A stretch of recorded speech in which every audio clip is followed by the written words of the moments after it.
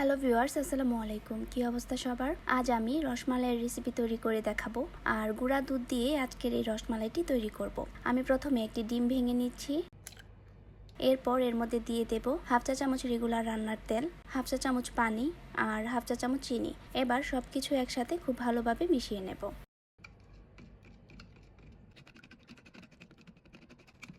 এই পর্যায়ে 1 কাপ পরিমাণ ফুল ক্রিম গুঁড়া দুধ নিয়ে নিচ্ছি। আর অবশ্যই ফুল ক্রিম গুঁড়া দুধ নেওয়ার চেষ্টা করবেন, কারণ ফুল ক্রিম গুঁড়া দুধ ছাড়া রসমালাই পারফেক্ট হবে না। এরপর এর মধ্যে দিয়ে দেব হাফ চা চামচ বেকিং পাউডার। বেকিং পাউডার দেওয়ার পর এগুলোকে আমি চেলে নেব।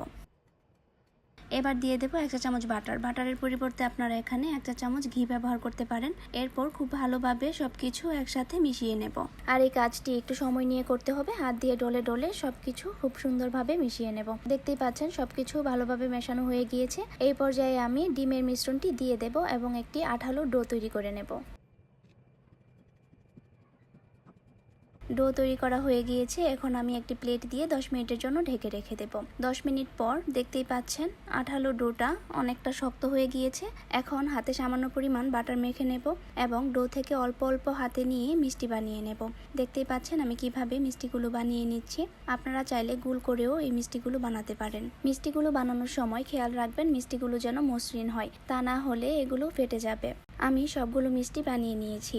এবার একটি পাত্রে 2 কাপ দুধ নিয়ে নিয়েছি আর দুধটাকে আমি আগে থেকেই জাল করে নিয়েছি।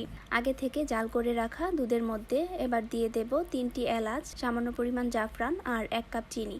এরপর একটি চামচের সাহায্যে নেড়েচেড়ে চিনিটাকে দুধের সাথে মিশিয়ে নেব। একটি বলক আসা পর্যন্ত ওয়েট করব। বলক চলে আসলে এর মধ্যে আগে থেকে বানিয়ে রাখা মিষ্টিগুলো দিয়ে দেব।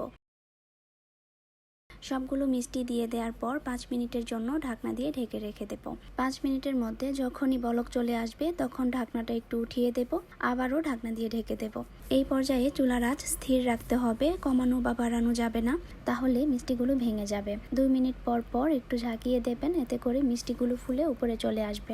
আর চেষ্টা করবেন একটু বড় পাতিলের মধ্যে মিষ্টিগুলো তৈরি করার, তাহলে মিষ্টিগুলো খুব সুন্দর হবে।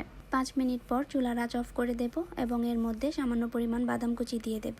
আর বাদাম কুচি দেওয়ার পর একটি চামচের সাহায্যে মিষ্টিগুলোকে আমি তুলে নেব। মিষ্টিগুলো এই পর্যায়ে নরম থাকবে, তাই খুব সাবধানে তুলে নিতে হবে। মিষ্টিগুলো ঠান্ডা হয়ে যাওয়ার পর কিছুটা শক্ত হয়ে যাবে। সবগুলো মিষ্টি তুলে নেওয়ার পর অবশিষ্ট দুধের মধ্যে আমি 1 চা চামচ কনডেন্স মিল্ক দিয়ে দেব। কনডেন্স মিল্ক দিলে দুধটা একটু ঘন হয়ে যাবে এবং খেতেও ভালো লাগবে। আরও দিয়ে দেব 1 চা চামচ গুঁড়া দুধ। এবার মিডিয়াম আঁচে 5 মিনিটের মতো রান্না করে নেব। এভাবে 5 মিনিট রান্না করলে দুধটা ঘন হয়ে আসবে এবং এই পর্যায়ে আমি চুলার আঁচ অফ করে দেব। দুধ থেকে এলাচগুলো তুলে ফেলে দেব।